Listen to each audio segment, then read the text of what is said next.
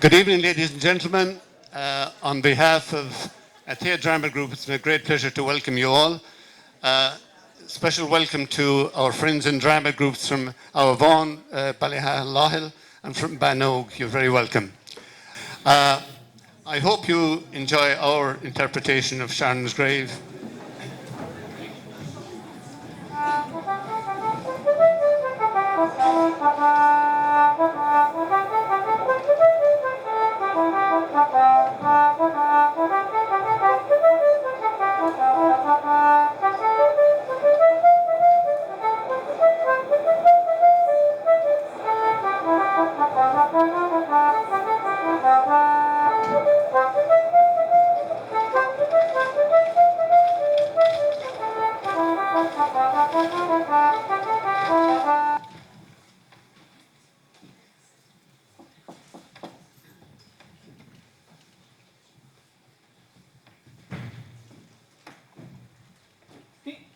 In pardon too, sir. May I disturb you? If you're awake, if you're asleep, I wouldn't want to wake you. But maybe you're only dozing, and you might be able to hear me. I'm looking for directions. Maybe I'm in the right house, but I don't know. I wouldn't want to be in the wrong house, stealing into a place, witnessing things not meant for me. Sleep your good sleep now, old man. Would you be sick now by any chance? And not be able to dress your thoughts and words? Oh, if 'tis sick you are, I hope there'll be someone to attend to you before we're older. I hope it isn't sick you are, but asleep. I hope someone comes in soon. I'll bide my time. They'll hardly turn me away. There isn't a bee nor an animal to be seen.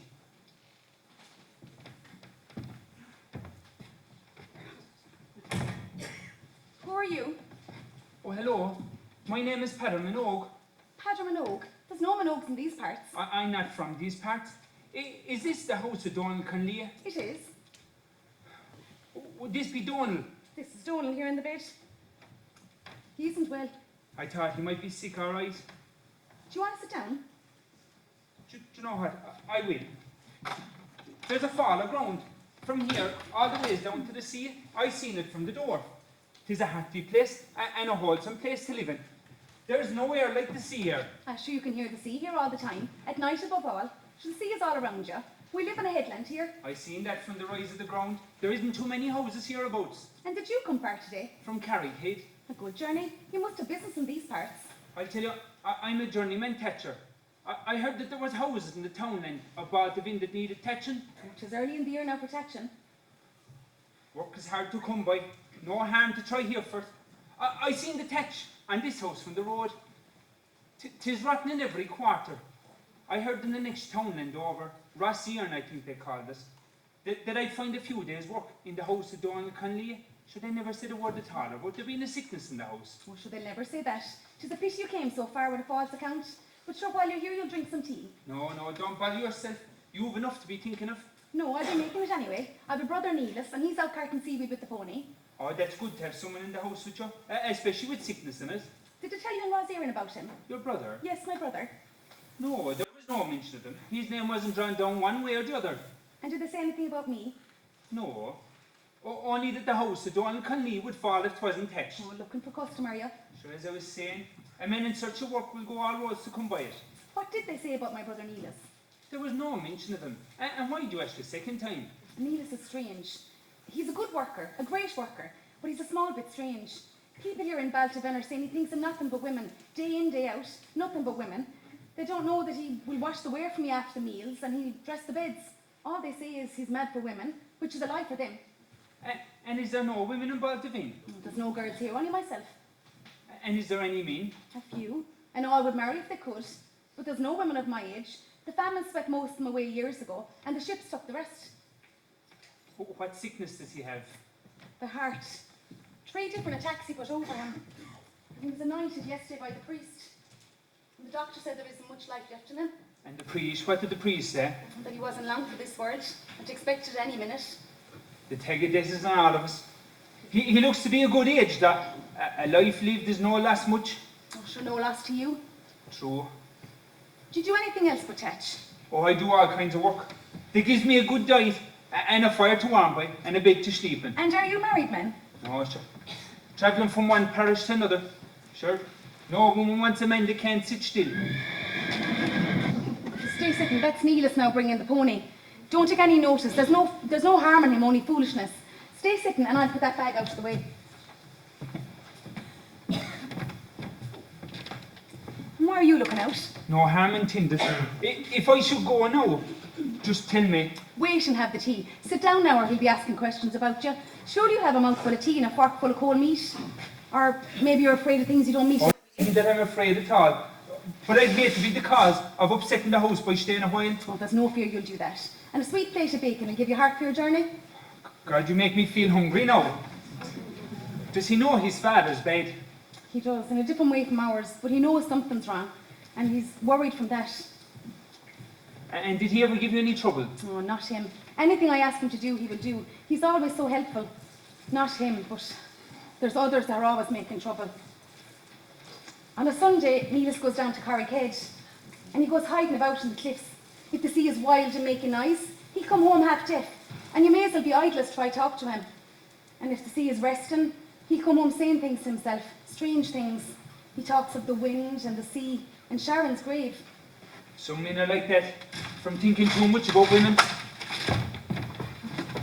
Neas, this is Cadram and Oak. He was passing the road and he called asking the way. Adam and Oak, Tracy. Very happy to meet you. He's the same. I've heard good things about you. Where did you hear them? Oh, lots of places. Down Sharon, and Kylbueen, and Kilbaha. Everywhere you could imagine. What used they be saying about me? You know the way people do be. Used they be telling you about me and the women? I'm going to head down to the kitchen now and make the tea, all right? If he wakes, call me. Go on about the women. They were saying that you're a gifted hand with the ladies. Were they telling you about me and Sharon with the golden hair? And Shifra, the vixen with her face like a storm? It seems to come to me that I heard talk of you and these women you mentioned. I heard of it in several places. I'm sure I did. They don't believe me, you know, the lot of them. They'd be laughing at me, especially the girls below in the mainland. When I go to chapel on a Sunday, I see them pointing me out and giggling. Sharon has beautiful golden hair, like the sun on the sunset, shining down on a summer's breeze.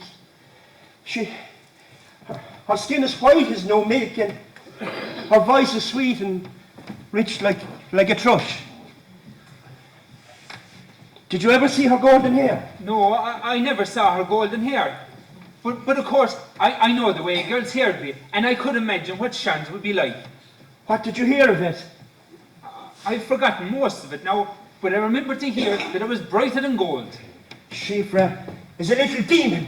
Shifra?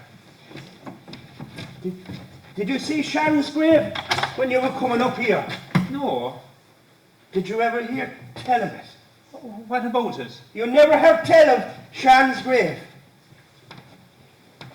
It's a great big hole way out on the cliff there. And it sits down into the middle of the earth, and there's no bottom to it, and the water is always wild and wistful, even when the rest of the sea is calm. And why do they call it Sharon's grave? Why do they call it Sharon's grave? Sharon was a beautiful princess of ancient times. Her father was a rich chieftain in the county Tyrone in the North Country. Sharon was travelling by horseback to the rich country of the Maharees in the south. Her long hair draped down her back like a cape. She was to be married to a handsome chieftain with tall castles and lands stretching over the sea. Go on. And what's the rest of the story? Shifra was her handmaid. She was ugly and swarthy and lumpy. She was jealous of poor Sharon, Sharon was beautiful. She poisoned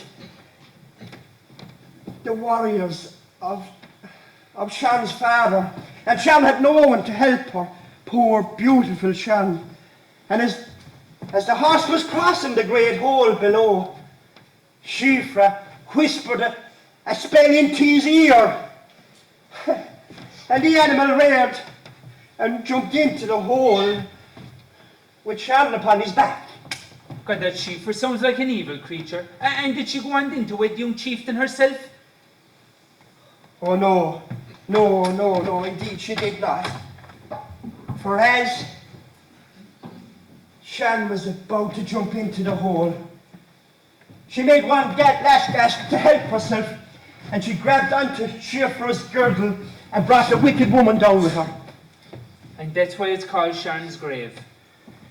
It's all in the story, the old people say. Go on, Neas. And what did the old people say? What the old people say is that what you would think is the wind blowing is the voice of Sharon calling out for her handsome chieftain. And what the old people say is what you would hear the wind howling is the voice of Shifra wailing in her misery. God, it's a sad story, all right? It'll be the same story until two more are dropped into the hole. One will be tall and handsome, and the other will be lumpy and ugly. And is that all part of the legend? It's all in the story, the old people say. It's very bad, my poor father.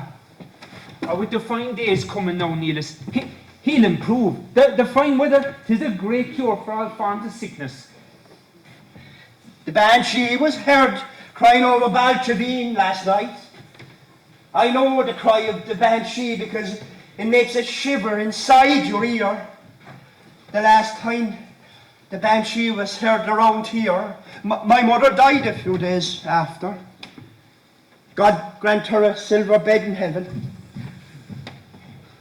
He's that bad, he doesn't know that we're here or that we're talking about him. He's a long way from being dead now, Neas. Did you ever hear the way Sharon to be crying in her grave of a summer's night? No.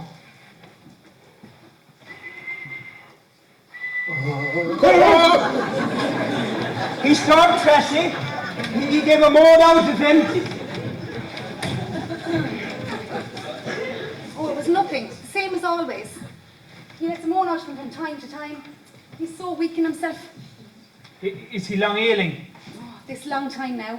He had a stroke a year ago, and he hasn't nosed in the bed since. And this last week or so, he's going from worse to worse. Is there no hope for him? Oh, sure, he's too old to fight now. Tis when he's all alone he'll go. Lord save us.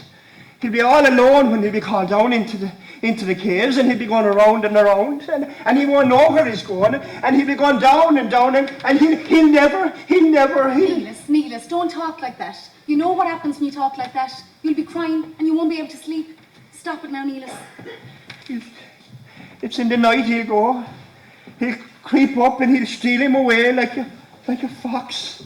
My poor father. Stop it, Neas. You'll make trouble for all of us.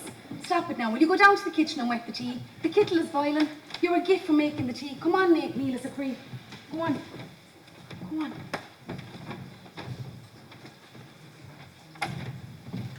Well, what was he saying to you? Oh, nothing you'd bother to carry with you. She needn't tell me. He talks of nothing else. He's a good-looking boy, a fine grobber young fella, and the girls he's taken him once. But somehow they've run away from him now. I understand. Like, I'm not denying he's a bit odd, but he was better than he is now. It's all right. No fault of his, the poor boy. I know what is with him. Will you come down to the kitchen and have something to eat? I could sit a while and stay with you all, mate. Many's the time. I sat with my own father when he was ailing. I could stay now. I wouldn't mind at all. No need for you. You go down to the kitchen and I'll stay here. Sorry if I was making too free. I meant well. Sorry myself, or I've used your kindness. It's just his people will be here shortly, and they might take offence if a stranger was attending him. You've someone to relieve it in. I have. Are they all the one drop of blood? His brother, son and daughter, my 2 first cousins, and they come here every night at the same time to see him. Oh God, that's a pleasant thing. That you've your own near you. Your own will be the first to help you out when there's a sickness in the house. You should be thinking of putting something into that stomach. Neas forgets to keep the teapot warm. There was no need to go to so much trouble. In pardon too, I'll go away down so.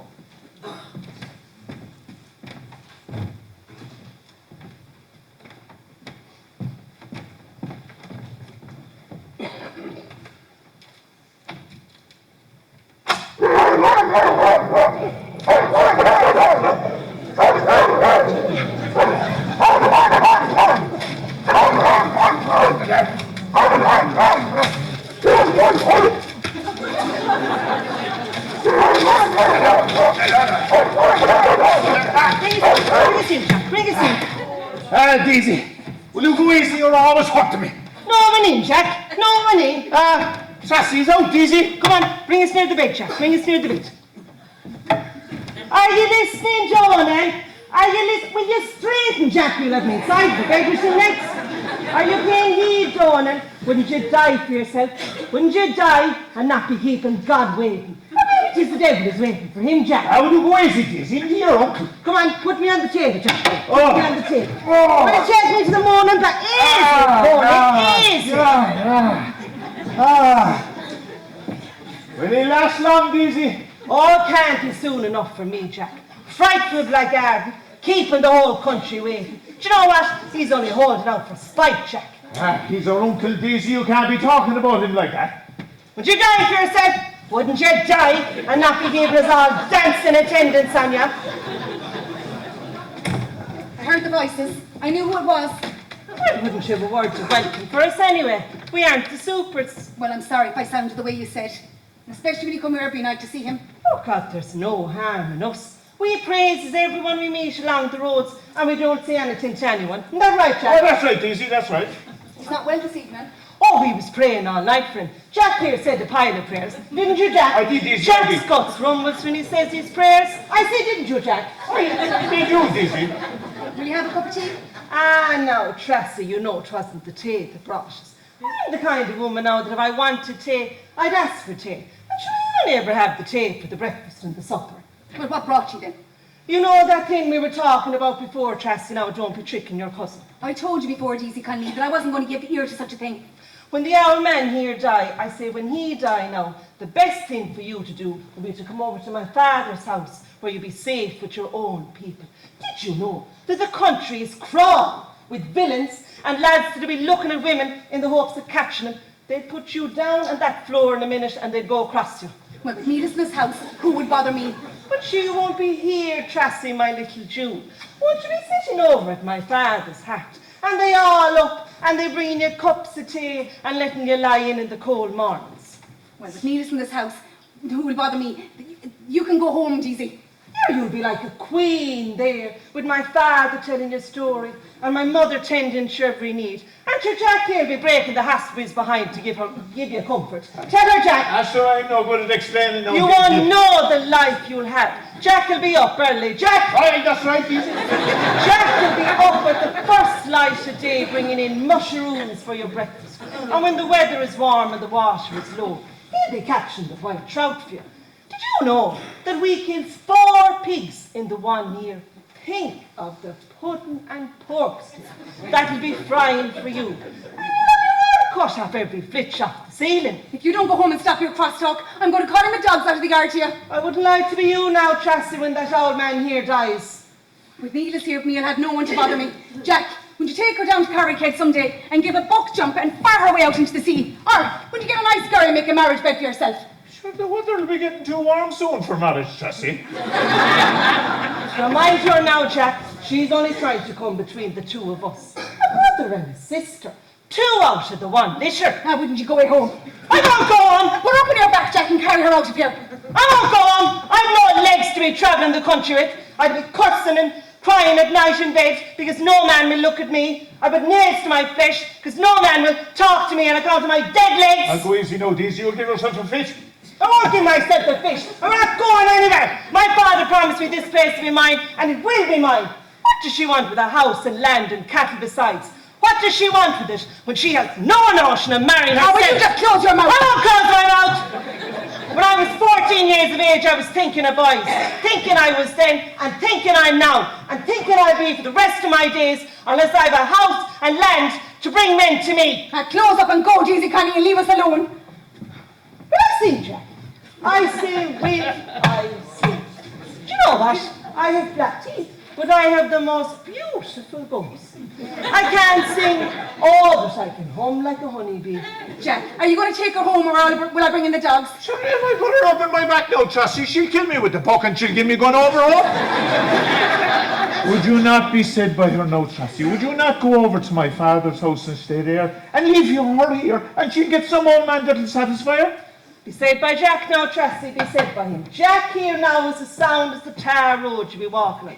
Jack looks like a bit of an ass now, but he's a pony in his own right. That's right, Jack. How will you stop this? How is he now? No sign of change, him. He's the same as he was. Who's he, Jack? Threaten him, Jack. Attack him. Who's he? Coming into a stranger's house with a bare head. Ask him, Jack. Ask him who he is. What's your name? My name is Padder Minogue. And why saw you here? I'm a journeyman thatcher. You're a good you with a thatch and a baldy head. Ask him, Jack, what call is to be here. Go on, Jack, ask him. All right. What call have you to be here? I was passing the road by, and I seen the thatch rotten in this house, and I said to myself, wouldn't it be as gay to give a call in? Well, I never heard the Minogues in these parts. I'm only going the road looking for work. Well, the best thing you could do now would be to keep on going the road. And that's my intention. You know what, but fellas like you upset me. Leaving the road, going into people's houses, looking for bread and meat. I work for what I eat, and I always did the same.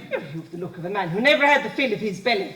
We were never left hungry in our house, and any man that struck the dinner in our house was never left hungry. Well, sure, who's to say? Every fool will boast about his own table. Now, with myself and Jack, when we sit down facing one another, there's that amount of mate and spuds between us. You can't even see one another, eh?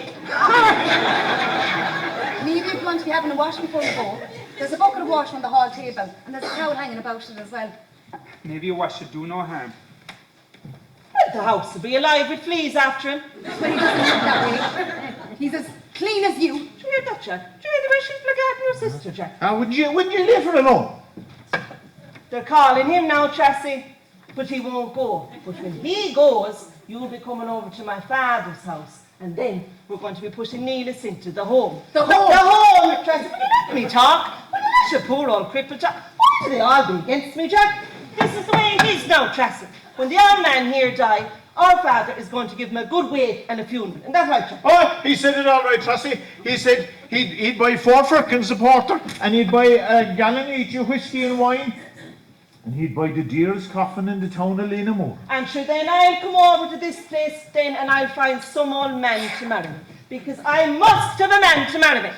You want to go easy now, Daisy? You'll give yourself a fit. Don't stop telling me to go easy, I'll stick you up. It's fine for you. You can go into a dance hall and grab hold of a woman and dance with her. Your turn will come, Daisy. It'll come in time. Ah, don't be teasing, Jack. Don't be teasing. Will the two of you go home now, please? Are you going to wake my father? I sure want to see one waking front. I find the way he is. Jack, will you take her home or your uncle will wake you? Yeah, come on away, Daisy, and we'll come back again later. Come back again later? For what? I won't come back again later. We're not coming back. For what?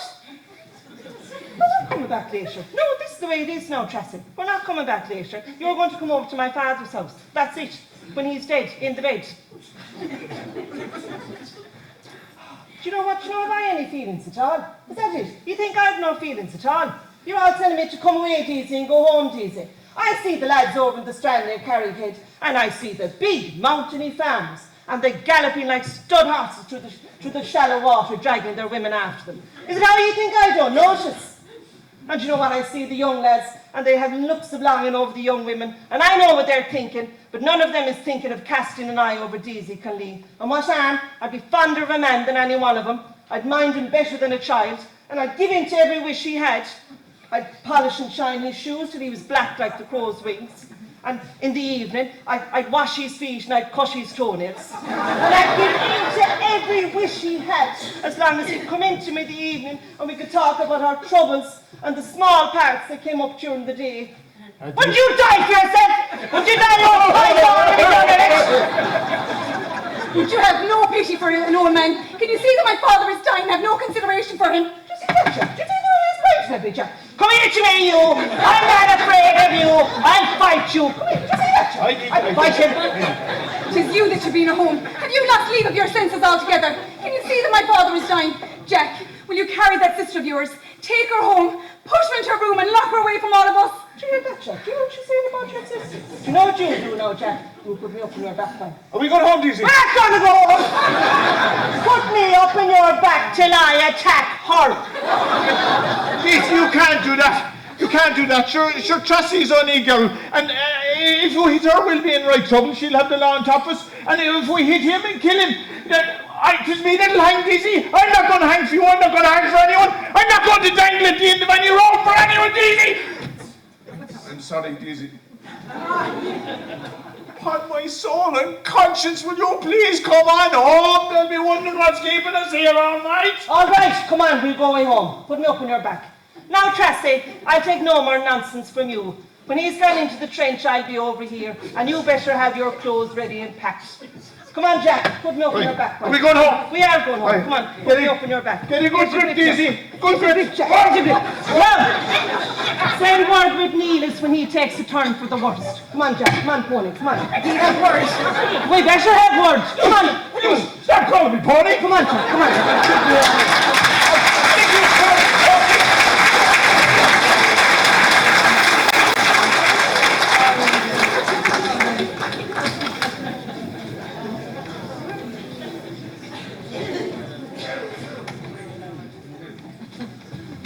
Well, did you eat enough? I had plenty, thanks.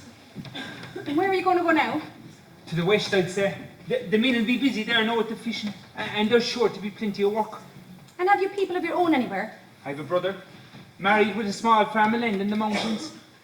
I'd often spend the winters there myself. If I'd beg my beg now, I'd be going the road. But where will you sleep the night? Or I'd find somewhere, an old hay shed or an old stable. But sure, how would you sleep with no clothes over you? There's cold in the wind, and there's wet in the tube from the sea. Sure, you'll be frozen. I was often frozen to the heart, sleeping without shelter. And have you been to the west before? Not as far as this. Well, it is far different from the mountains where you'll find shelter. There's no shade here, only the hard wind blowing into you, and 'twould go to your clothes and sting you. No matter, I'll find some place. Wait, maybe you could sleep here, if you weren't afraid to sleep with Neas. And why would I be afraid? Sometimes he goes out at night, and he doesn't come back till the morning. And where does he go? Oh, down to Carrickhead. The high tide and the full moon are the worst time for him. Or when the peeled salmon run in the first days of summer, he acts queerly then. What harm is that? It isn't right to be wandering around in the night. Maybe you could sleep with him and not notice him. I'd sleep sound. I wouldn't hear a thing. I'd be more than grateful of a bed. And you could start early. We rise at first light in the mornings. And do you have milch cows? 7 and 3 calving. And we have a few head of sheep that eat the sides of the open mountains. Did they go, Daisy and Jack? Oh, they've gone. Why don't you lock the door then, Tracy? Lock the door so they can't come in. Oh, we couldn't do that, Neas. They're our cousins. I know what they want to do with me. I've heard them talking. They want to drive me away from here and away from Carrickhead and away from the tide where I'd never see the black gull against the cliff or the cannon guns in the cave. No, Neas. I wouldn't let them do that. I'd never see you being sent away. I'd never let them touch my dear boy, my own boy. Daisy Conley hates me. She hates you too, Tracy. And they want to drive me away from here, Tracy, and away from the tide. They'll hunt you too, Tracy. Daisy Conley is the devil. Oh, Neas, we'll always stay here. The two of us. Daisy and Jack will hunt you too, Tracy. What will we do, Tracy? What will we do, Tracy? He's only trying to help, but his mind is bothered. Why would he need help? Is there something I can do to help? Oh, no, nothing. Would you stay talk to him for a while? Just take no notice of what he says, and I'll go and fix your bed.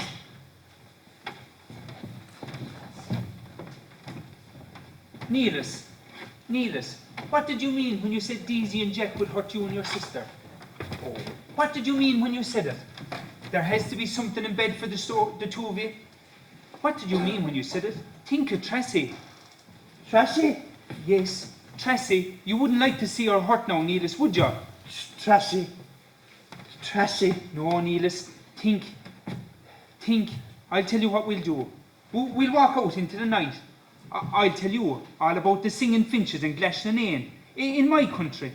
And maybe you could tell me all about yourself and Tracy in your childish times. Below in Sharon's grave, where did they be crying? Below in Sharon's grave, in the cold, wet, dark of the rock.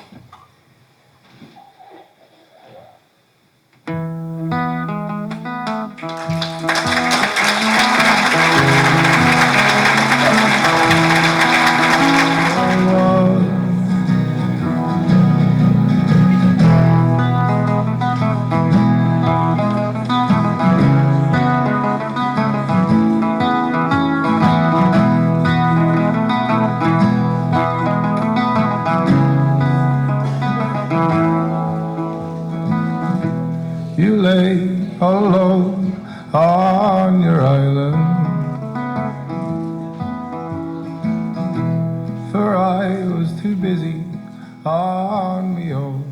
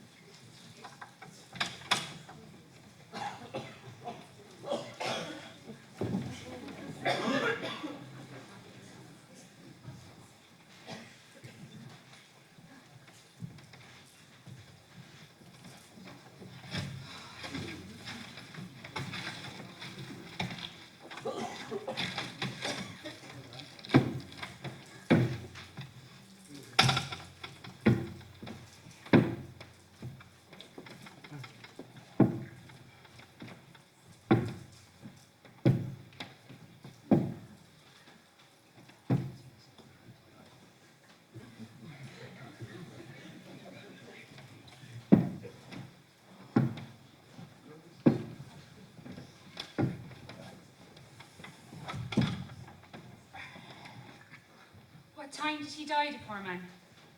Late last night. And did he feel a lot of pain? No pain. He only gave a moan out of him. Wasn't he lucky to have no pain? Oh, he was blessed. Did he say anything in he dying? He said, God take me out of my misery. Anything else? We have rain before long. This is his watch. Tracy gave it to me. It loses 3 minutes in the day. He's a handsome corpse, God bless him. He's lovely. A fine, decent man. Oh, that hadn't a bad word for no one. That would give you the bite. He'd be aching. Oh, the best of material. Where's Tracy? Above in the kitchen feeding a gang of men. How many are there up there? Did your cousins from Neas come? What about your mother's family from Larkapon? Do you hear the little heart thumping inside?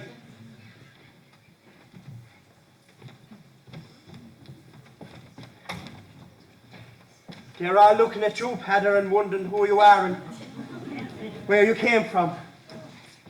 This is Padder Minogue, the thatcher. He hails from Clashnanown, where the singing finches to be. He sleeps in the one bed with me. He tells me all about the singing finches before we go to sleep at night. You're welcome to these parts, son. I thank you kindly. Would you be anything out of the Minogues, the Tory tubber that had the wild boars? I've heard tell of him, but there's no relationship between us. By God, them Minogue bonners for us, have they? Didn't the piebald cock his head out of every litter, so he did? No, there's no relation there. There was another Minogue now. My God, a smart block of a man like myself then. Now, he married, I know, was it into 6 or 5 cows and Louncharoon? To me and Minogue we used to call him. And you know what? He used to go to the pattern day in a common car, and you'd never guess what he had in front of the car. And Ginnet, a white Ginnet he had. And that Ginnet, I tell you, was a born gentleman. I've heard tell of him too, but there's no connection. And who would your mother be now? Is she alive or dead? Oh, she's dead this long time. The Lord have mercy on her. For mere more, a Hennessy. A Hennessy? A Hennessy? Yes, there was a Hennessy from there more side. A flaming step dancer. Any connection? I'll tell you. Yeah, Timothy Hennessy. He would be my granduncle. Ah, stop! Your granduncle? My God! That man had feet like fox of lightning. He'd dance up in a chutney bit for her. Have one each step herself. I can dance an old horn pipe. Oh, kind of you to be able. And Timmy and Hennessy's be your granduncle. Jesus, was there ever better than that? God almighty. Will you come to the kitchen or something to eat? No, I want to stay here by the door. You can eat later on, so. Will I get you something to drink? No, I'm fine, thanks. I'd no mind first. You must be tired. Up all night and no sleep. Only trying to help. Maybe you'd like to go and get some air. It might put new life into you. Do you know what? An old bit of a walk would do no harm, I suppose. There was an old banshee heard crying over the inch last night. Noticed them plenty. You know, wasn't there an old bad of a tomcat with whiskers like needles on him, crying over the inches last night, otherwise. The banshee gave 3 long cries of torment every while. No, this old tomcat, he left out 3 long cries every now and again, so he did. The banshee gave 1 long cry, and that was it then, no more. Well, I tell you about this cat. For a wind-up, he left 1 awful long terrible cry off, you know. And you know what? I'd say he was like he was calling for the dead. But I'd say now myself, that cat was only calling for his pussy, I'd say. That's all. But you know what? It didn't know good anyway because it never came to him. Yeah, some people said it was the banshee that were crying. People around here are easily fools, so they are. You know, I'm going to go up to the kitchen now and see what's happening above there.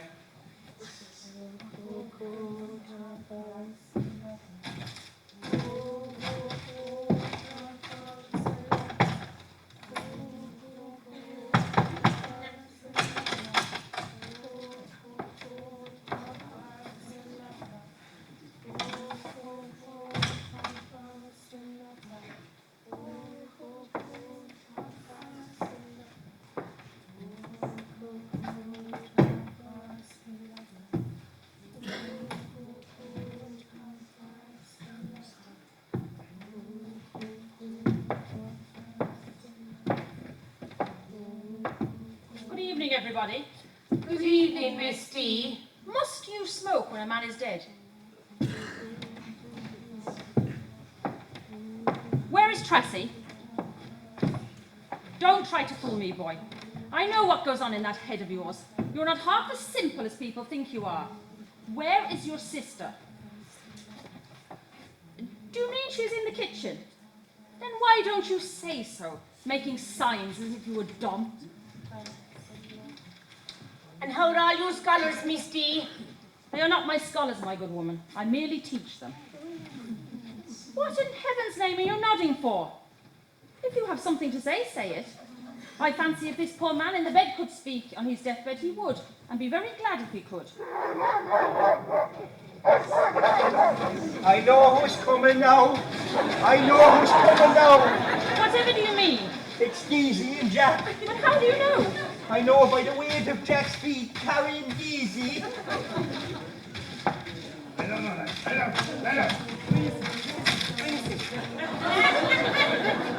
Take us near the bed, Jack. Take us near the bed. Are you dead, darling? Are you dead? Look at the face of him, Jack. Is he dead? He's dead all right, Deasy. Will you leave him alone and don't be tormented? Come on, go round there now. We'll see who's here. Hi! What business have ye here? Ye old hags. And ye gossiping and backbiting and drinking near tea. Hi! Who left you? Who left you in? I came to pay my respects to the dead. You came spying to see who was here. Why didn't you get no man for yourself to get married? How dare you? How dare you? How dare you? You should be on your knees praying for your dead uncle. Should I now? Yes, Yes, you should, and show a little respect for the dead. Give her a lick of the fist, Jack. Go on, give her a lick. Are you going to sit down at all, Daisy? Go on, give her a lick of the fist. She used to give me slaps at school long ago when I used to know my tables. She used to give a poor little crippled slap. And you richly deserved every slap you got. You were the wickedest girl in the whole school. I didn't slap you half enough. Listen to that, Jack. You go easy, Daisy, in the wake house we're in. Shh, 'tis fine, 'tis fine, 'tis a wake house, 'tis fine. Hi, you, who's below in the kitchen? A gang of men eating and drinking. Come on, Jack, we'll go down and we'll rise around with one. Are you going to sit down at all? Because my back is breaking. All right, come on. Do you know what? We'll go down, we'll find a lad, half drunk, and we'll give him an unmerciful puck and going home. I will have stopped, Daisy, now. We're saying the way home. Will you wait till we're going home? Right, come on, sit down there. Put me down there. Where do you sit? There, put me down there, and I'll be watching all of them. Put me down. Easy, pony, easy. Oh, no. Jesus.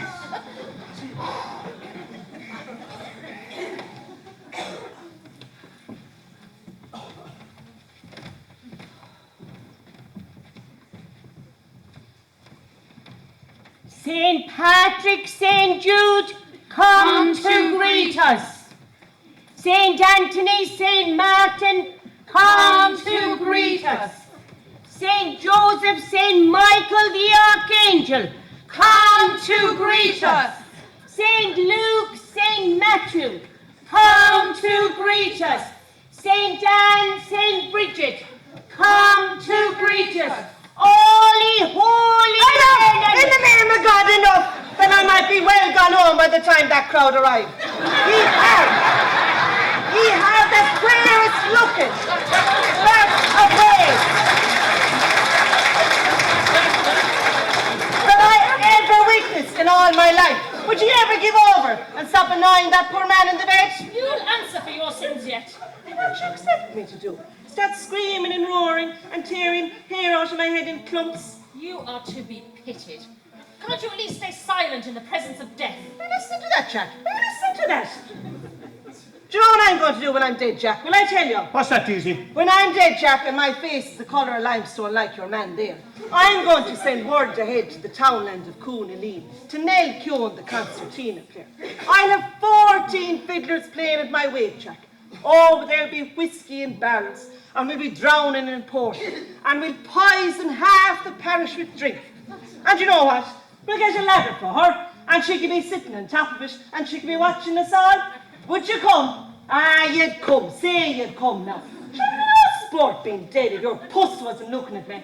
Come on. Say you'll come, and I swear I'll sit up inside that coffin, and I'll let you roar out of me, and I'll drag you screaming into the coffin with me. Well, if it wasn't for the respect I have for the dead, I would leave here this instant minute. Do you know what else you must do, Jack, when I'm dead? What's that, Daisy? You must pull a thick ash plant, Jack, and push it into the coffin beside you. And when they're shouldering me to the churchyard, I'll give the cover of the coffin a kick. Right, Daisy. And then, Jack, I'll sit up inside in that coffin, and I will flake the 4 poles of the living bastards that's carrying me to my grave. Mercy to God attend you. I told you, Jack, I should have given her a lick of the fist. Would you give me a slap now for not knowing my tables? 1 and 1 is 2, and 2 and 1 is 2, and 9 and 1 is 2. Well, would you give me a slap now? You give me a slap now, I'd hang for you, woman. You be ready to go in the morning, Tracy? Can I get you something, Jack? Oh, I chance it, Trust. Don't be giving me the deaf ear now, Tracy. You'll be ready to go tomorrow. Oh, sorry, Misty, I didn't see you. Can I get you something? Bring her a fist of oats and a goala here. She's brave since she got here. A drop of wine, perhaps? A little drop, if you please. Oh, I'll have my heels up in the hob of this hat before long. And sure, maybe I might have a man of my own after a while. You'll be best man at my wedding, Jack. God, you're There's good times coming, Jack. There's good times coming. You're fond of yourself now, Daisy. How's your husband keeping these times? Oh, he's quite well now, thank you, Misty. And you, Mrs. Hallisey, how's your son getting on in America? Oh, he's doing great entirely. He sends me home $10 every week. Well, isn't he a good boy to do that? Every week of his life he sends it. Joshy King, the postboy, gives it to me every Monday morning. And he sends me a big bundle of money at Christmas time. Well, isn't that more of it? And they'd be regarding me about looking for a husband. Sure, everybody knows the postboy hasn't been near our house in 5 years. Since the shopkeepers got sick of sending bills for all the flour in the mail. But you know what? You spend your lives boasting about your sons. Wouldn't you tell the truth? He sends me $10 every week. He sends you nothing. Well, you spend your life slaving for your sons and getting into debt to send them to America. And what do they do when they go to America? They forget about you. And you know what? But isn't it a blessing? Have you no consideration for the feelings of others? Well, give us a song, Jack. Go on. Give us a lonesome song. Go on. Give us one of them. Go on. Go on. A biscuit, Misty? Oh, no, thank you. I don't care for sweet things. Are you going to offer me anything? Fire and drinking to black strangers and your own flesh and blood gone dry? You know what happens when you take a drink. Nothing happens to me. Nothing happens. Do you know what? But you're all against me. You're welcome to whatever we have in this house, but drink drives you stone mad altogether. Hi. Come here, you. Come here, you. Do you want your watch back? I do. Right you are, so now. Down to the kitchen, and the first bottle of whiskey you spy, put it under your coat and bring it up to me. Right? Mind for fear now that nobody catches you, or I'll dance on that watch. I think we best be going, girls. Where are you going? Will you sit down a while? And she's going all day long. Sit down. Sit down.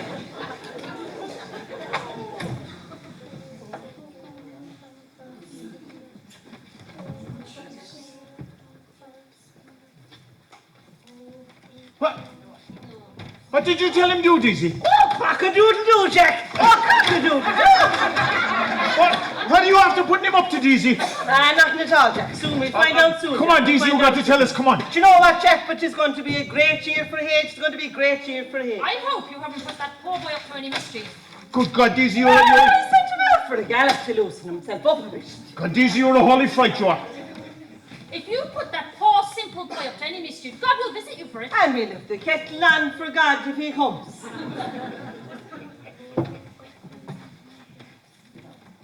What's that for, Dizzy? Nothing to worry about at all now, Jack. I'd never use a whip on my own. But you've often threatened me with it, Dizzy. Sure, I was only codding, Jack. I'd never use a whip on my own pony. Yeah, but if I put you up my back now, you'll hit me a flake and I won't, Jack. Now, come on, now, put me up on your back. Come on, I won't. Come on, put me up on your back. I wouldn't do it to my own pony. All right, Dizzy, now, all right. Jack. All Here's right. the grip now. Oh, you know what we're going to have now, Jack? What's that, Dizzy? We're going to have tables, Jack. Tables, Dizzy. Tables, 2 and 2 is 4 tables. And we are going to start with Miss Steve. Now, Miss Steve, how much is 17 quarts of porter if blueberries are a guinea a bun? Hold on. It would be quite now. I'll have to put you down, Dizzy. She's very bad, Jack. She's very bad. That's 4 slaps, I'd say, Jack. That's 4 slaps. Right, we'll give her another one, Jack. Right, so, Misty, how much is 9 canisters of nettles? Hats is trumps, and the ace is rubber.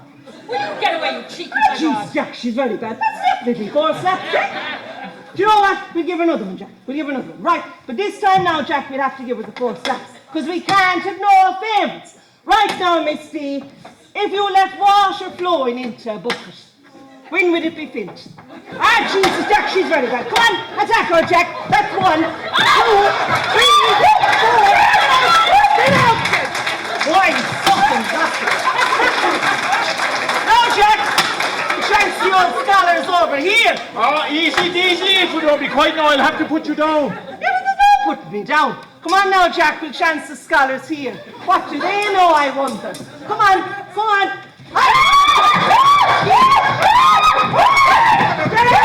Get out, Chick! Get out! Glory, Jesus, and glory for the good Jack. Put one up on our back. May scabs and scouts descend on all the villains that go to a wakehouse and beg for whiskey and tobacco and snuff. Oh, drink that up, Jack. That's great for the gizzard. Oh, it is great stuff, Dizzy. Great Now, stuff. Jack, give us a sound, Jack, boy. Go on. Go on, give us You think to be all right, Dizzy? to Jack Conley, having the voice of a thrush. Come on. Do you think they'd mind, Dizzy? Yes, she thought she wanted to chat on the road for your man in the bed. Come on. Right, so Daisy. I'll give the boys a Ned's Mountain. It's an early one. Do, that's a good one. On the side of the mountain, where once I lay down, there wa- Are ye gone out of your mind? What right have you to go driving all these people out of this house, whipping Miss D and the women as if they were cattle? How dare you do that in this house where you've no right? It's my house now. It is not your house. It is my house. It is my house. You'll be going over to my father's house, with me bury what's in the bed. I'm going down into the kitchen now, and I'm going to apologise to people. I'm going to say you were foolish with the drink, and you didn't know what you were doing. Tell them nothing, or I swear I'll use this whip again, and I'll mark them this time. I swear I will. I'll find the skin off their bones. Easy, Conley, I'm going down into the kitchen, and I'm going to be back up here in the space of a few minutes. And if you're not gone home, I'm calling in those dogs from the yard. Don't you be upsetting me now. Don't you be upsetting me, because I have a plan in my head. A plan? What plan? We're going to have Neas examined. Well, he was examined before, and they said there was nothing to be done. They said he was harmless. But she isn't harmless, I'm telling you. Wait till he's examined by the father of all doctors. Wait till he's examined, and they'll tell us what his trouble is. What are you talking about? The father of all doctors. Pat's Bobby. Pat's Bobby. Pat's Bobby, the cures from the wiry clay. He has cures for all aches and pains, for every disease you could push a name No, to. he's not a doctor. He's better than any doctor. He's a quack. Do you hear that, Jack? Do you hear what she's calling Pat's Bobby? A quack. A man that could read your mind for you. Well, if he hurt you, he'd turn the eyes around in your head and he'd give you a dose of the itch. He might have cures, but he's no doctor. He looks what doctors are in the country. Did you know that there was a man blind over in Lena Moor? He hadn't seen sight of day or night in 20 years. Pat's Bobby gave him a black bottle and a clatter into the side of the pool. Well, didn't the sight come back to him and he saw twice as much as he saw before? He knows nothing about Neas. What's that now? 'Tis how you were afraid to have Pat's Bobby over, 'cause you were afraid of what he'll say, for you know in your heart and soul that Neas is as cracked as a cross, and 'tis worse he's getting. I'm not afraid. Oh, why would I be afraid? Because Pat's Bobby will push his finger in the harm, and you don't want Neas's trouble to be known. Well, I know Neas's trouble. But if you know what his trouble is, why don't you want him examined? I'm not afraid for Pat's Bobby to examine him. Sure, why would I? When I know Neas is as harmless as a child in a crib. I'll have Pat's Bobby over here the day after the funeral, and I'll be telling him to bring his bag of cures and his brass hammer. Do you know what? Just thanking me, you should be, for what I'm doing for Neas. Wait till Pat's Bobby has him examined and we'll soon find out what his trouble is. Jack, put me up in your back, boy. Come on, we're going home. Come on. Are we going home, Daisy? We're going home. Come on, put me up in your back, Jack. Get a good grip now, Daisy. Now, do not be giving wine and whiskey to them scroungers below in the kitchen. And I'll have Pat's Bobby over the day after the funeral. Come on, Jack, come on, out of here. Come on, Pony, come on, come on. Didn't I tell you stop calling me Pony?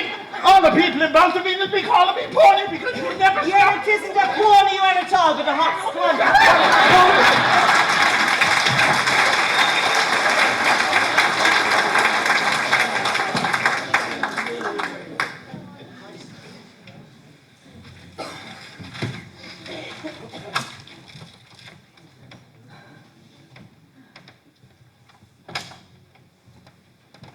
Well, did you go a long ways on your walk? Only over the field. Down a piece, down to where there's a deep hole, with the sea coming in underneath it. The hole that they call Sharon's grave. Oh, that's a dangerous place. Many's the cow that fell in and was never seen again. Sure, you know the story. Heard that's a pagan story, surely, and not one you could believe. Oh, for sure, it's a pagan story, but sure, many of the old people believe it to be true. God, it's said to think that Sharon would have died in such a way. Yeah, it's lonesome to think of her falling in the dark, and sad to think of her young sweetheart, waiting for her, never to see her again. Thinking about it, 'twould make you lonesome. Sometimes when the moon is a full moon, Neas goes down there and sings lullabies to Sharon, thinking to make her sleep. And what harm is that he's only trying to help a soul in trouble? I shouldn't be talking like this, with my father only barely buried. Just praying I should be. I'm sure it's good to have someone to talk to. I seen your cousins going over the field. I could see the small one up on her brother's back like a horse and jockey, the two of them were. They were singing to wake the countryside. There was no trouble while I was out. Nothing to bother you about. If there was trouble, maybe I might be able to help. Oh, sure, how could you help? And you're next to nothing to me. And to be no way fair to expect you to interfere. People like you are kind, but relatives of the very devil. And a death in the house makes things 10 times worse. And it turns life into bedlam.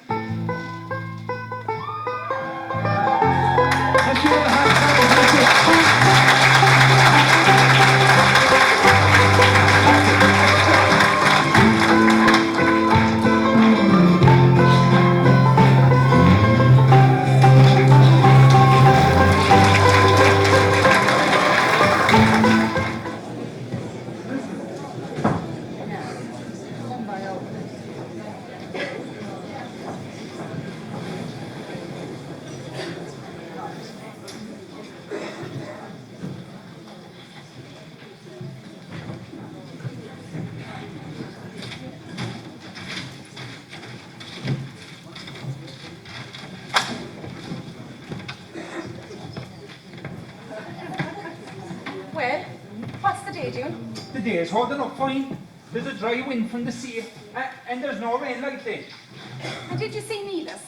I saw him. He'd the drill dory for the potatoes. He was just starting to draw manure. Oh, to be an ace for us to get the potatoes down. We could start with the bog then. Sure, we've 3 schlons of turf to cut and make up. I suppose, will you be going your road now? It's time to go, I'd say. I thank you for everything you've done for me these last few days. Oh, just how I should be thanking you, and the great help you were to us. Sure, that was nothing. Do you think you'll go back to your brother's house now, or will you go north in search of work? I'd say I'd change to north, go up the Kerryhead direction, and cross over into Clare. There's sure to be work. And what kind is your own home in the mountains? Only a small place, with enough grass for a few cows.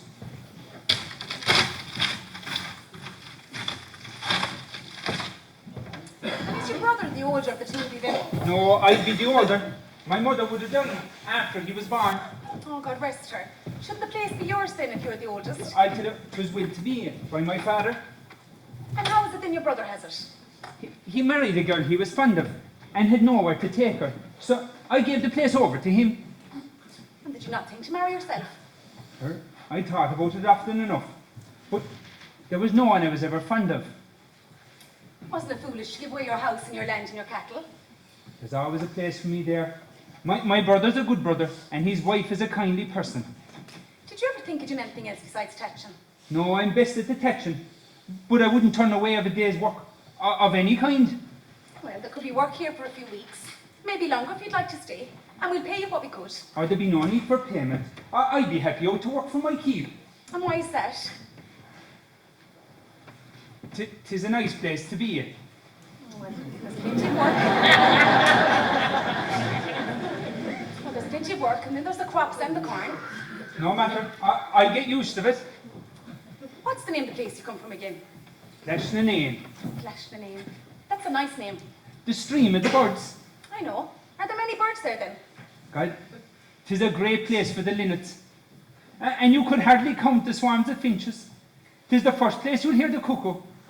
And come the winter, the pilgrims fill the sky with their call, so that all in all, winter or summer, we've our fair share of bird songs. Well, all you hear in these parts of the seagull, or maybe the curlew crying in the rain. It's a lonely thing to hear, but it's nice when you've got a good bed to sleep in. Maybe you could come visit sometime to my brother's house in Glashnanane.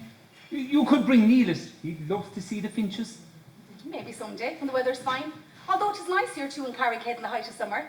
You can sit in the tripods up and on over the cliff, and you can watch the ships go by. Little ships only. I imagined that it would be nice to sit and watch the ships passing on a fine day. God, I hope there'll be enough of work to keep me through the summer. Well, we've 3 mountain meadows that need to be cut with a side. There's plenty of work in that.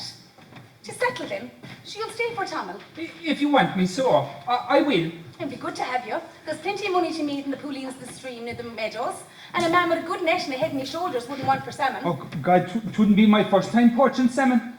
Although, a man alone. Well, Neas is afraid of the poolings, but I've an eye for the bailiffs as good as any man when the salmon are there.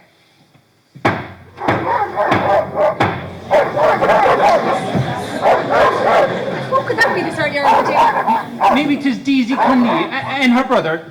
No, they'd never knock. Who then? Maybe a tinker looking for the colouring of his tea, or a stranger inquiring the way. She would never know this time of the day.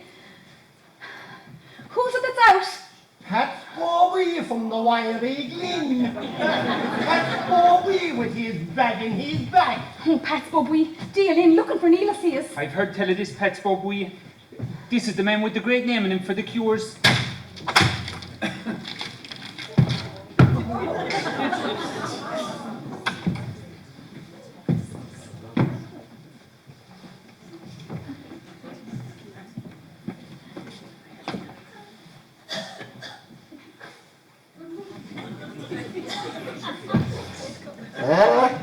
The last time I put my foot inside that door was 27 years ago. Your grandmother, Kaji Conley, was alive at the time. Lord be good to her. She was suffering from a dose of the runs. It nearly killed her, you know. But I cured her. 'Tis 4 miles walking from the wiry glen to Baltavin and 4 miles back. Will you sit down and I'll go and make some tea for you? It was a great sorrow with me that I wasn't here for your father's wake. I was beyond in Glan Sharon, attending to the father of 9 children. He had a swelling on his elbow. And sure, I gave the best part of a week curing him. By all accounts, 'twas a wake to be remembered. I drinks tea, but seldom.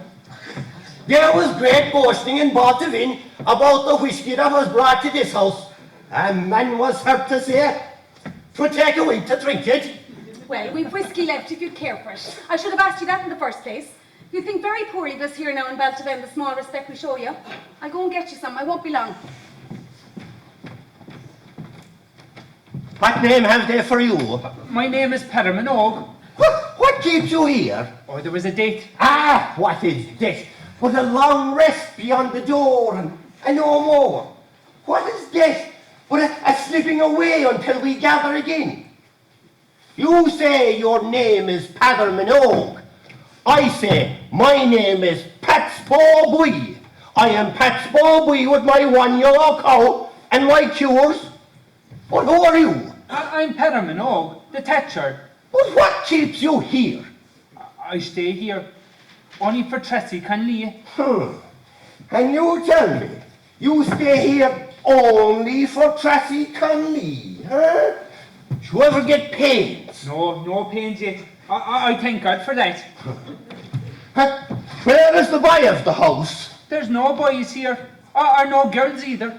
Only 2 men and 1 woman. I'm cursed with the flowers of genius. I'm damned from thinking nether thoughts. I'm war to the bone, Thatcher. Now where is Neas Conley that has gone simple? Neas Conley is out working his day's work. When is he due to arrive? Oh, for his dinner. Is there meat for dinner? I couldn't tell you. I'm not the one boiling it. You'll be eating it. Oh, what's boiled must be ate. What's boiled must be ate indeed. Otherwise, why boil? What time is dinner? Oh, that changes. Day in, day out. It could be noon one day, evening the next. One only has to wait for the call. Did you travel, Thatcher? Some. But did you travel the mind? Sure, we were all at Ennockmore at the pattern. There was more that went to America. But did you travel the mind? Strange roads in that country, Thatcher. May God increase wakes. The women never lose the tooth for it. Would you have more of it? Enough is enough. We mustn't make pigs of ourselves. 'Tis as well to bring in the boy of the house. I have a call to make in Gary to a stuffing child. And there's a woman calling to the wiry glen tonight with blisters on her arse. And isn't there a heifer calf in Trina with white scour all waiting to be cured? And was it Daisy Conley that told you to call? Oh, she told me young Neas Conley was ailing with a troubled mind. It should be easy to cure, for there is no ducus. I've never heard of a Conley being soft in the head. Well, there's nothing much the matter with Neas. He was with 2 doctors from Lenamore, and they both said the same thing, that he would never be violent, but that he was Finish with the words of sins. Doctors must account for their aged lives. They'll always have some story for you. Oh, mind you, I don't condemn. We must be on the one word. Sure, you'd never hear of a thrush hating another thrush. Padder, will you go and bring Neas in from the fields? I'll go out and call him. I'll go out and call him in. The curse of the crows on the hands that interfere with the work of Pat's Bobby or goes near his bag. And sure, what harm would it do if somebody else called him in? Have you ever heard of the devils in hell, the way they do have their ears cocked? Do you know the misfortune that could befall your brother if one of ye were to call him in? Sure, there's no devils in hell at all, except a few maybe tending their fires, the rest to be around tormenting people and coaxing them and working their best plans to fool them. Oh, God forbid that Pat's Bobby would ever say a word against the devils. We all have our faults, and 'tis as well to be in with the two sides. 'Tis only a brave man like myself that would say a word against either of the two of them, but the grave staring me in the face. Oh, I'll let you call him in yourself, so. Far be it from me to put any obstacles in your way. Let ye put no hands to my bag, or be for feeling it to find out what's inside, fearing ye might come to harm.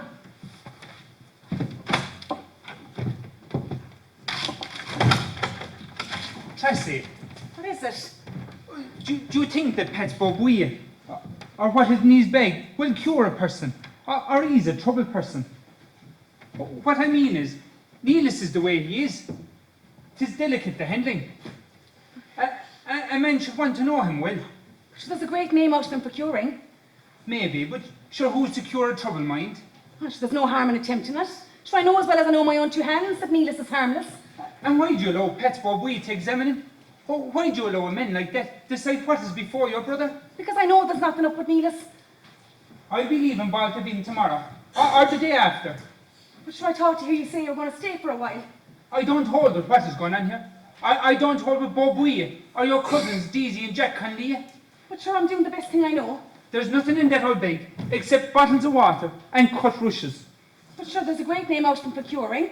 And by all accounts, there's a bad curse out of him. If he's so wise, why is he the way he is? Why is he so full of drape and mystery? Instead of saying he'll say out openly. An honest man will give you his whole mind. And you never give your whole mind? How's one to know what's in a person's mind anyway?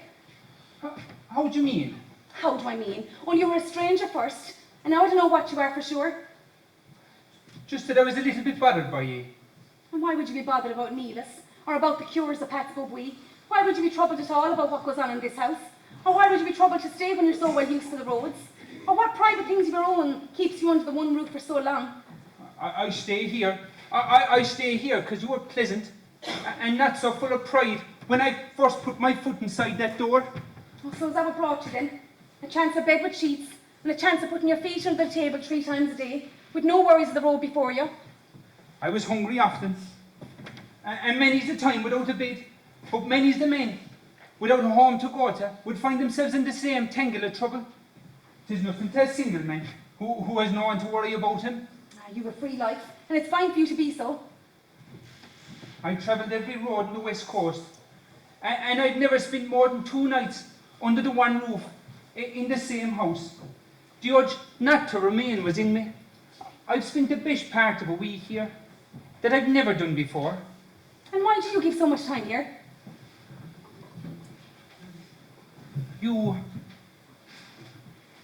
It's time I was getting to dinner. Or 'tis early yet. There's a pile of things I'd tell you, if you'd let me. What things? I would say that you're among one of the best girls I've ever seen upon my rounds. Oh, go on with you. I would say things all day to you. What things? I would say that you've eyes in your head like a stormy evening. That you've a voice that would keep a man awake at night thinking. And above all things, that you be a lovely person to be near about. to be telling things that. You would say that. I would say that. I would say likewise that I'd love to sit and watch you at your work, moving here and there and watching and admiring you. And I think things into myself about you. What things?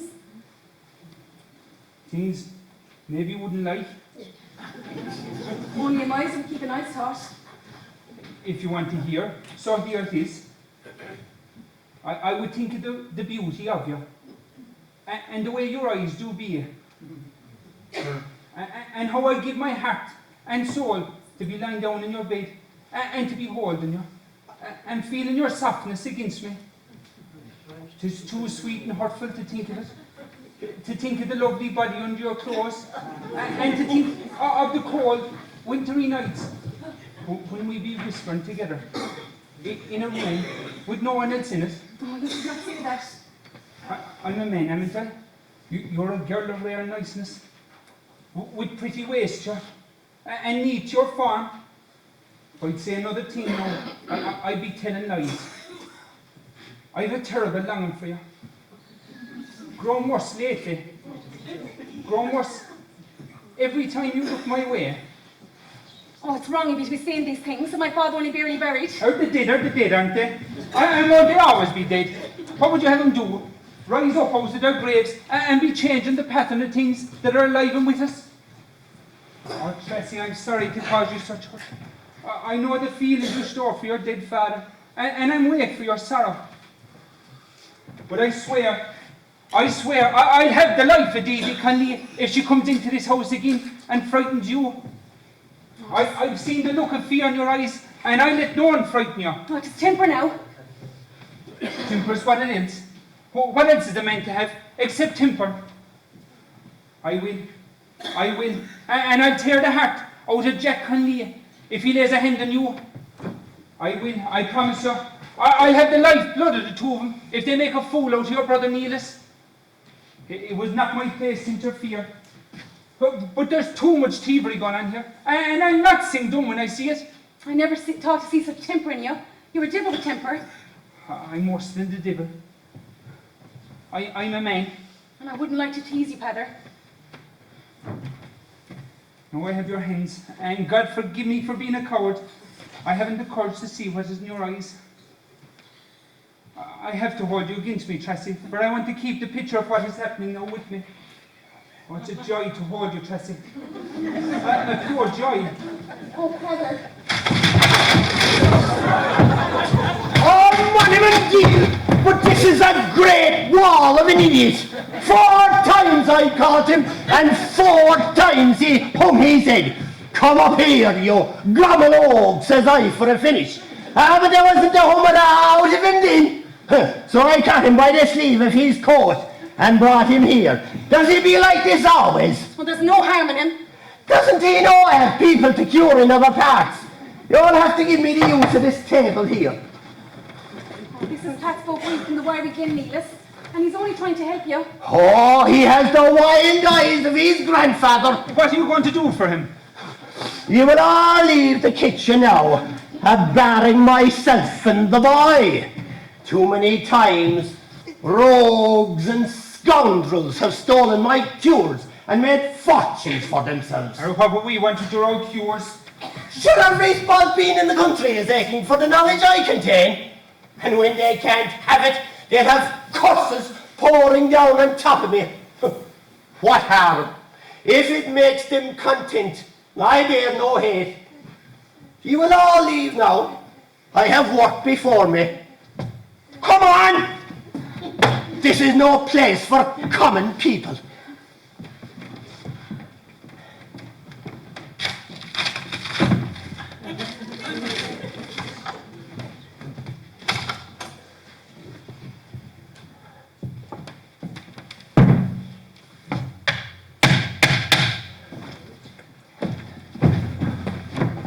Oh, hide nothing from me, Garerak. I have seen the minds of people like you before. The priest, hearing sin in his box, he'll forgive what he's taught. Oh, but that's boy, he'll find out hidden things. Now, let me ask you this. Is it women that's troubling you? Or is it the stars? Oh, I think a tip of the hammer is what you want. Did you see that? Did you see that? Did you feel it as if someone spoke to you? Come on, out with it. I remember to hear my father talking when I was small. Oh, you did you? So well you might, you mad Scot! So well you might. What more? I remember my mother and the bed, and to see my father shaving, and I looking up at him. I remember playing with Sassy in the meadow. I remember Sassy catching me by the hand and carrying me to the school. I remember Sassy in her white confirmations. Sassy was sweet. Go on, you falbo, tell! I remember my father, and to be up in his arms, and to be warm and secure like a pony in the stable. And my father, and he's lighting his pipe and he's laughing at me. They were all outside. Looking in at me. The entire lot of them were looking at me and my father. And I up in his arms, and he lifted me up in the air. Oh, the strength of my father. Dada! Is your head that into you? When your father was buried, you were laughing and talking to yourself, or so the country says. Is your memory that short, or is it going on together?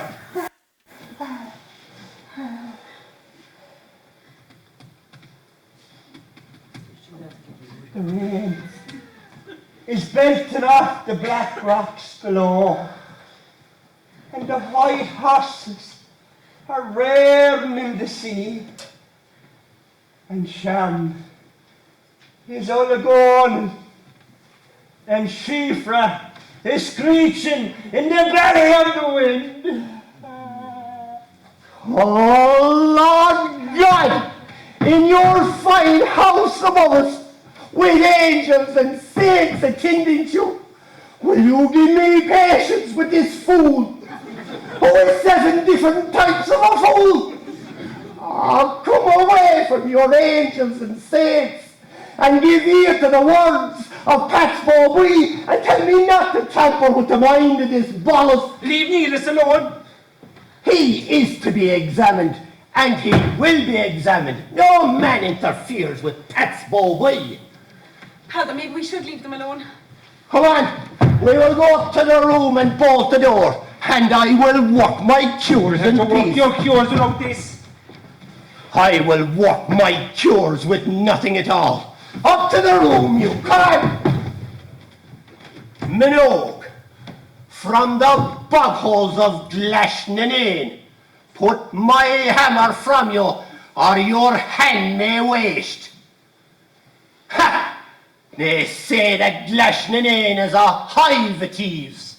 They said if a man was to stick out his tongue there, 'twould be stolen off him by the thieving tricksters of Glashnanane. Tracy, you know there's no meaning to have this man in the house. You know as well as I do. He's as false as a boghole. You know that he was sent here by Deasy Conley, and Deasy Conley paid him money to be here. But sure, everyone sends her past Bob Weep when all fruits fail. Are you that much afraid of Deasy Conley, Tracy? Oh, Deasy is dangerous. Jack is bad. But you could fight Jack and you could beat Jack. But you couldn't get the better of Deasy Conley. Or not Deasy Conley. I don't see nothing to fear, neither the pair of them. You sure you don't know Deasy? Do you know what she would do for you? She carries a knife in hiding where no one can see it. And then she'd be sweet too. And she'd let on to be all about you. And that's the time you couldn't trust her at all. I wouldn't fear her. I'd watch her. No. Stay away from Deasy. She's madder than anything in this world. She'd be doing one thing, but she's watching all things. You never know what she's watching or what she's thinking. There is a devil in you! Clear out, you devil, you! The devil is eating away at your mind and your soul, and it's driven you clear and clean mad altogether. There's no cure for you that grows in the ground. Oh, God, give me a patience and silver bed in heaven for the patience I leave with you. Go on! Gallop away like the mountainy jackass that you are. Gallop away from the sights and sounds of God-fearing people. Gallop away into the wind and the wild air where demons are dwelling and sweeping around the bare, windy roads of the sky. Go on! Go on! Is there something wrong? What's wrong? Where are you sending him? Is he going on a journey? I will cure warts, boils, and carbuncles. I will put hair growing in a man's palm, and I'll put a woman by the way of a child. I'll even knit broken bones. Oh, but I vow, Judas, that I will have no truck with jawcocks. Jawcocks? Jawcocks and foshdukes, like that savage of a brother you have that would have taken my sacred life, only he was afraid of my brassy hammer. Your brassy hammer's on the table. Where is he? Where is he, you say? But gone as fast as his 2 legs can carry him to the gravelly slopes of the moon. Yeah, but why? Because he's mad, mad, mad. He's as mad as a flea in a hot coal. I'll have no handling with him. He's as mad as a Highley-4P, and your Highley-4P is as mad as the breeze. Deasy Conley instructed me well. Deasy Conley said he was mad all along. I should have taken the advice of sensible people and stayed away from a house where a common thatcher is the master.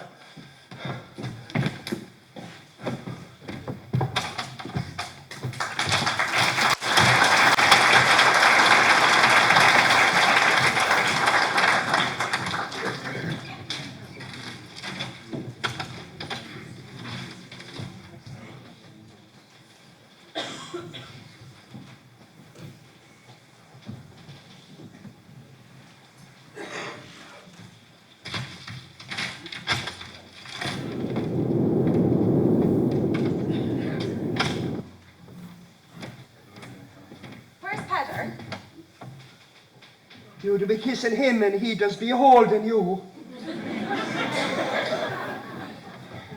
There's a storm outside. I see you kissing and holding Padder the day of Pat's birthday. You did not. I did. And what harm is there in holding or kissing? I have no girl. Only Sharon below in her grave, all going and Shifra did be scolding at her. That's why you know a bit of gossip now for aging people. Why'd you be going down there at night, singing to them like an old fool, leaving your bed behind you? The day we sell the calves, I'm going to buy you a juice harp. Did Sharon wear black shiny shoes, Tracy? Sharon is part of your head, Neas. Did she wear a hat on her head, or did she use a ribbon to tie back her golden hair like that, Tracy? What did she wear on her head, Tracy? Sure, who's to know what she wore, Neas? It's years since she was drowned. And sure, nobody would take any notice of Shifra or Sharon. Or how was one to know that they were there at all? Oh, they were there, all right. I do often see them. Well, you were so good, Neas, at our poor daddy's funeral. And the mud in his boots. And the way he used to sigh when he'd been down to take them off. Oh, my father. And the gay stories he used to tell us. The stories about the cats that wore waistcoats. And the bonnots that wouldn't eat their dinner unless they're wearing collars and ties. Or the crows that went to school the same as ours. Every time I see a bird in the tree or hopping, I think of my poor father. My poor father. Dada. Dada. God, there's a desperate storm rising on all sides. 'Twill make for a wild night, I'd say. I wouldn't like to be a fisherman out in the sea tonight. I'm sure the clouds are flying across the sky all day. Isn't that always a sign of a storm? Wait till you hear the wind tonight. God, there'll be desperate screeching out of it, like the inside of a pig's bladder, if you blew it up and left it off. I heard the glowering roo calling in the bog this evening. There must be rain on the way. What about the sheep? I counted them. They're all near the house. They're safe enough, I'd say. They know the old storm is breaking. Sheep aren't as foolish as people think, you know. Will we play a game of cards to pass the long evening? Do you know what? To give us something to do, all right?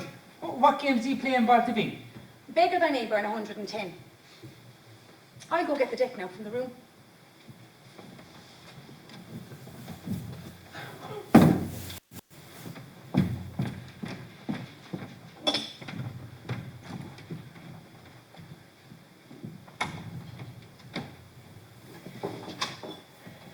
I see you put your hands around Tracy. I'm very fond of her. Why are you fond of her? I don't know why. Is she fond of you? I think so. I hope she is. I really do hope she is, Neas. I have no one that's fond of me.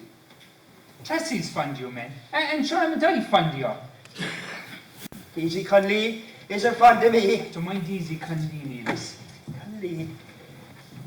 Now, we play 110. Neas, you can deal.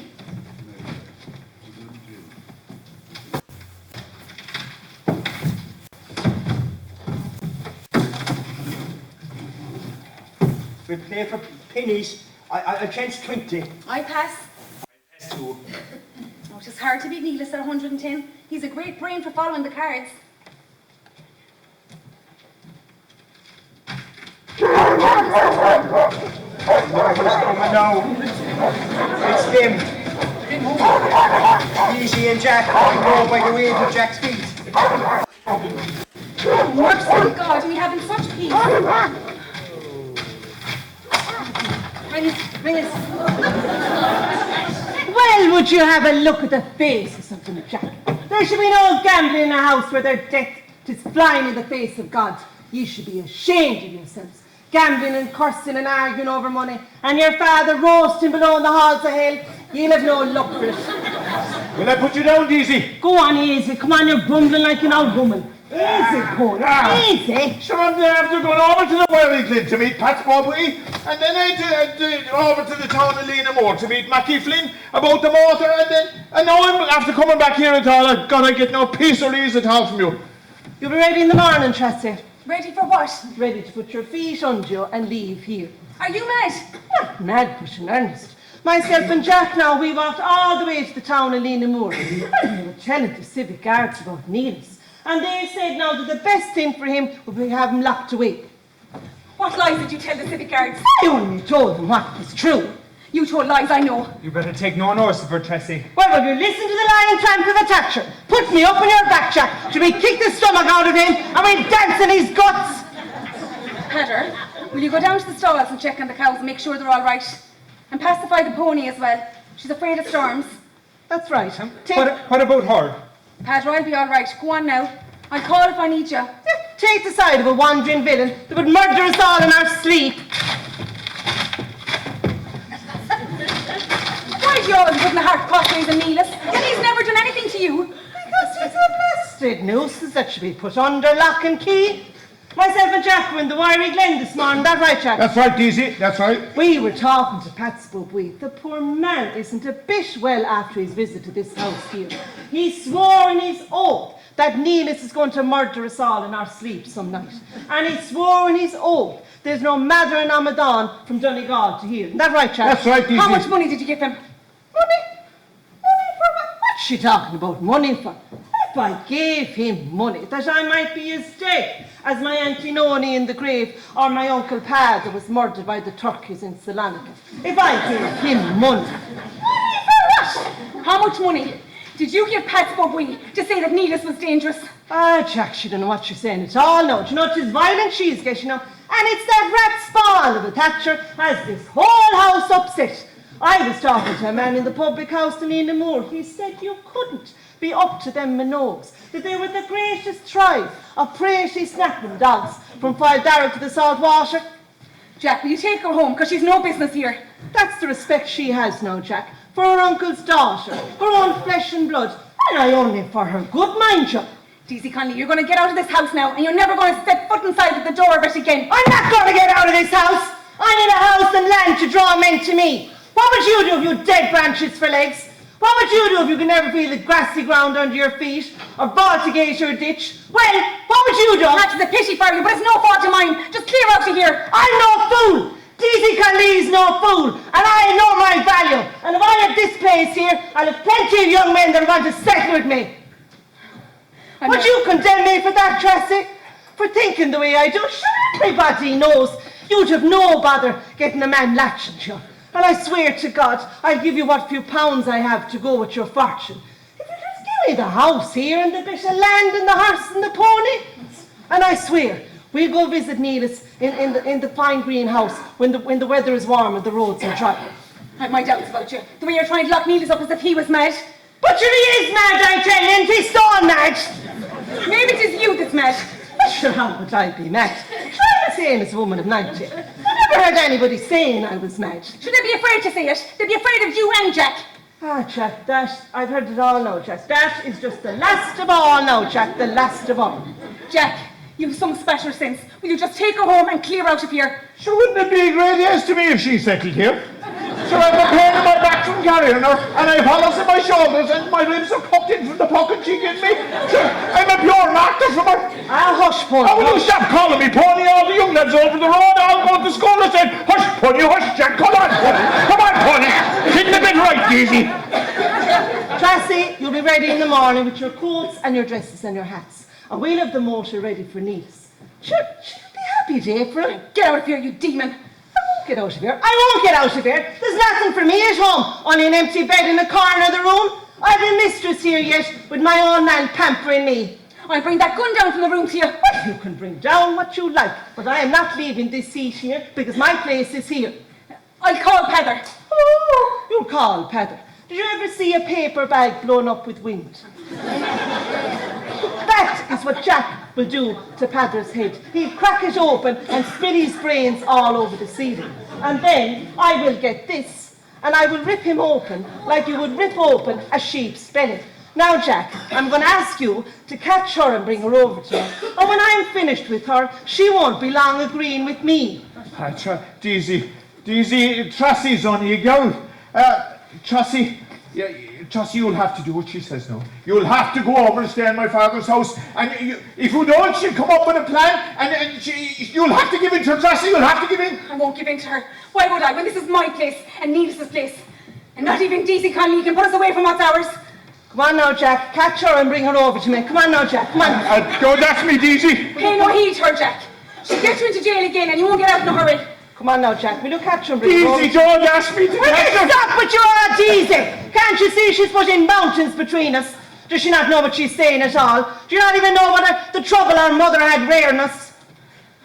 Jack, I'm going to ask you for the last time, will you catch her by the hair of the head and bring her over to me?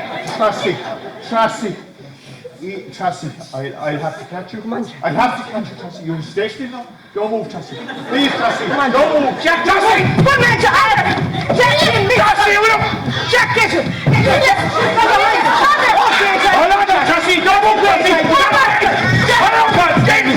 The Thatcher's landed, Jack. Come on. Rip him open and tear him to shreds, Jack. Come on. They're trying to hunt myself and Neas out of this house. They're trying to catch me. They'll never do that while I'm here, Tracy. Are you going to listen to Minogue, the lying Thatcher? We heard all about you and your thieving breeding, Minogue. There's no bad breeding in the Minogues. For 300 years we farmed in Glashanane, and never a mean or a cowardly act against anyone. Never a poor man turned away from the door. Never a mean act against any man. Come on, Minogue. Your breeding is bad. Don't you know it was a foxy-haired horse-blocker from Tipperary was the first man that came to Glashanane. He gatted some young woman under the bridge, and that's how you came to bad breeding. That's a lie. Come on, Minogue. If you were a man, I'd break every line bone in your Come on, Minogue. Come on, attack him, Jack. I never saw that after fighting. But I'll fight you, and I'll beat you back the way it has to be. I'm not saying you, Minogue. We'll fight outside in the open. We will, Minogue. Fight in here, you coward. I'm no coward. Fight in here, so. And what would you do? Put a knife between my shoulder blades when my back is turned. Give the knife over to Tracy, and I'll fight him outside. What? And she stick Jack, or maybe me, a poor old cripple? Tracy wouldn't stick no one. I would. I'd stab her if she harmed you. Come on out here! Hey, come on out here! Hey, tell you, Daisy! I'll stop him! I'll beat it! Jack, man, Jack! Jack Conley has never been beat! Come on out! Jack! Jack is going to tear him into ribbons and we will settle for you then. He won't be Padda. Padda Minogue will be 2 men. The Conleys will never beat. And if he does beat Jack, I'll stick him with this and I will fool him. And would you ever be fair for once in your life? Is there any bit of goodness in you at all? Or is it all that's inside of you is evil and sin? Shut up! Shut up, I say! I bury this inside I'm you! not afraid of you. I warned Padda he'll take that knife off you. 'Tis you we should have gone and put away in the home. You should be put locked up in a madhouse years ago. You're the maddest thing I've ever seen. Shut up! Or I'll stick this into you and bury it You know the truth from me, you're a demon. A dirty, sly demon. And there's nothing inside that head of yours. Only sparks and flashes and final explosions of it. And it's a pity that people should have you and not fear. Stop it or I'll kill you! I swear I'll kill you! Get away from it!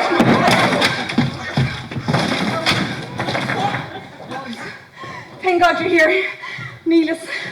Why is Daisy Conley's knife on the ground, Tessie? She was trying to stick me with it, Neas. Why are you trying to hurt Tessie, Daisy?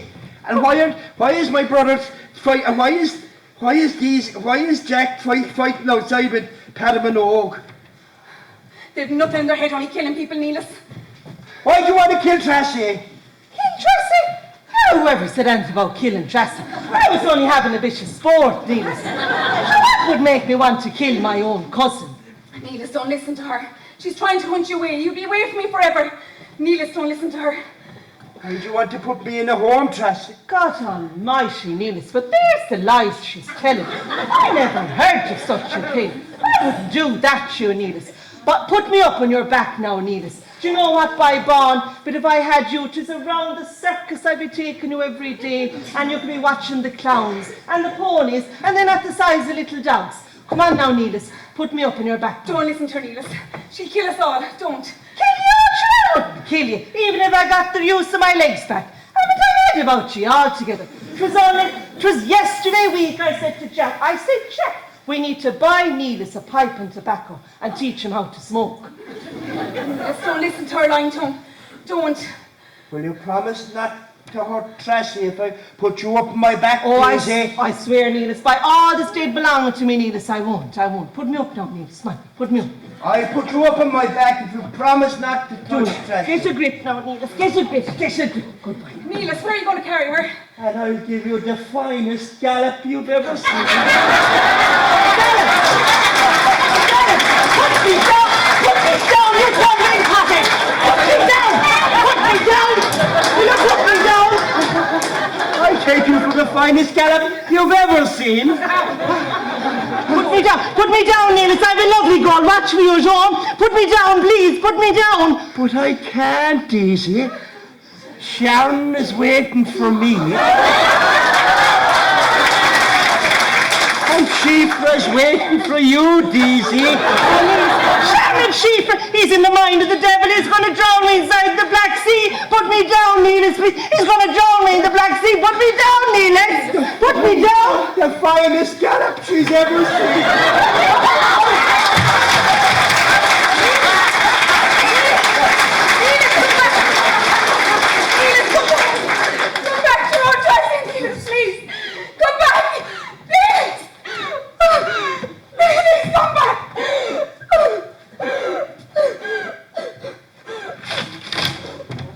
I beg Conley. You have to help me, Padre. Neas is after tea. Take it easy in his back, please. Go easy, Tracy, go easy. Neas is beating her this time. Neas is beating her. He took one unmerciful jump, and the two of them disappeared down into Sharon's grave. No. Neas was only helping the only way he knew how. It's all right, Tracy. I'll stay with you, and I'll take care of you. Neas didn't know what he was doing. It had to happen the way it happened. He's with his own now, with his mother and father. Don't cry, Tracy. I'll stay with you, and I'll take care of you forever. It's all right, Tracy.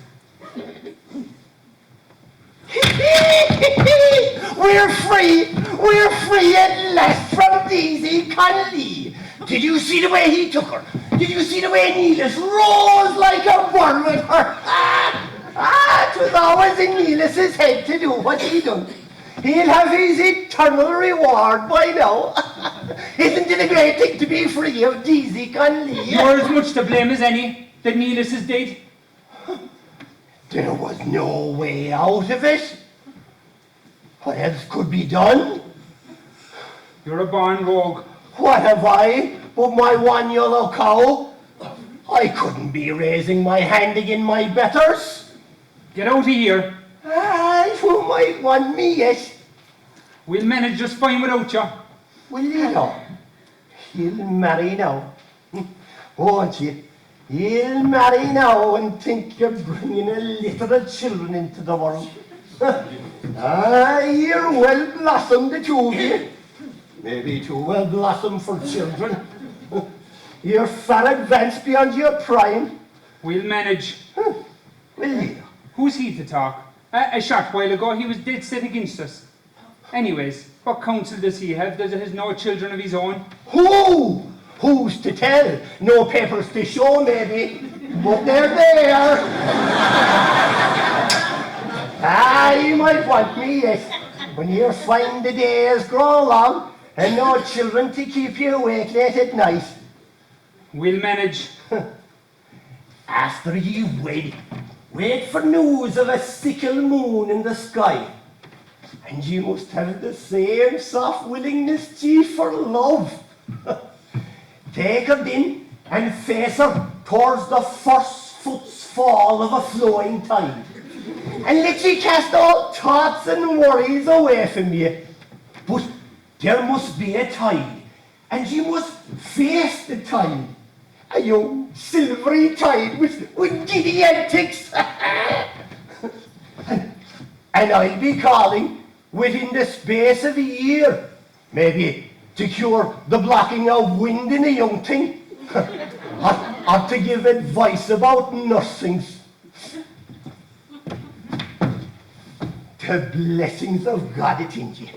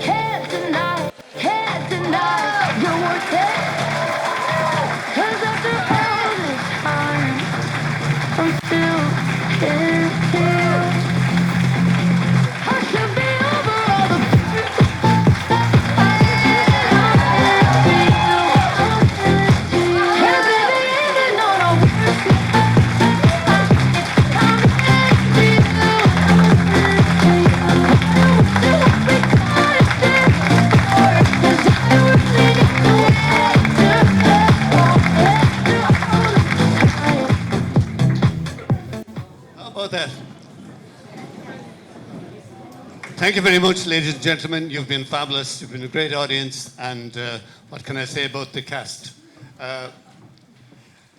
They have been with us. You've seen most of them before. We have just one newcomer, Pascal Bouy. Here he is. Barry Francis from SD. The play was beautifully directed by Tommy Dennehan. If any of you have seen it before.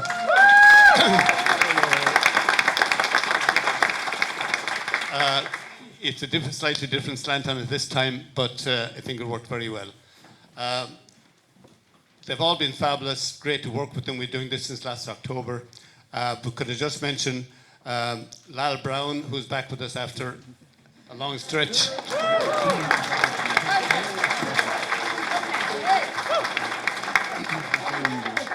And Linda Hunt, who only played 2 very small parts with us in the past and has blossomed into what you just see now. A beautiful part, beautifully played. Well done, Linda. Thank you.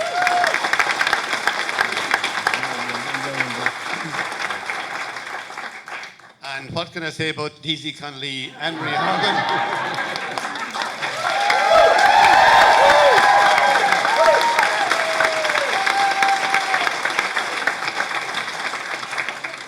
What will we do next year? But as well as that, they've been a great, wonderful group. But apart from that, there's a whole load of other people who make this thing work. And they all do very important parts for us. And like I said, all of them have been involved since last October. A wonderful group of people to be with. And thank you so much, every one of you.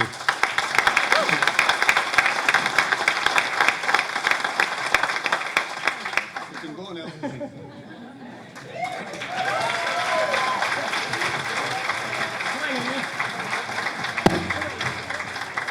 Just a few announcements before we do the raffle.